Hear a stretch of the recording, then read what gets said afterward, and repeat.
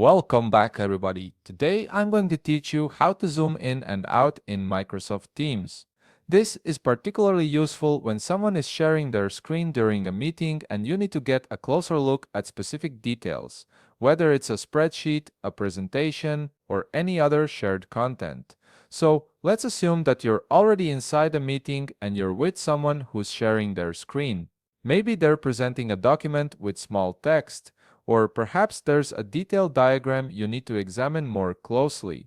The ability to zoom in and out gives you full control over how you view their shared content without having to ask them to adjust anything on their end.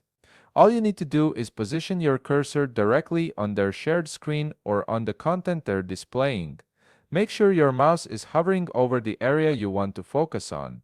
This step is important because the zoom function will center around wherever your cursor is placed. Next, hold down the Control key on your keyboard. Keep it pressed throughout the entire zooming process.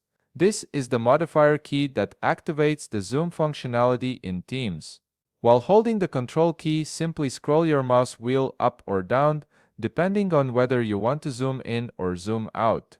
Scrolling up will zoom in, bringing the content closer and making details larger and easier to read. Scrolling down will zoom out, giving you a wider view of the entire screen.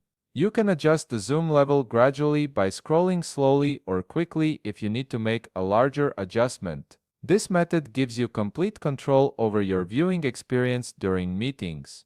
You can zoom in to read fine print, examine charts, or see intricate details, and then zoom back out to see the full context.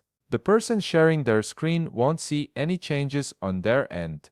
This zoom function only affects your personal view. And there you have it, a simple and effective way to control how you view shared content in Microsoft Teams meetings. If you found this video helpful, please leave a like, subscribe, and see you in the next video.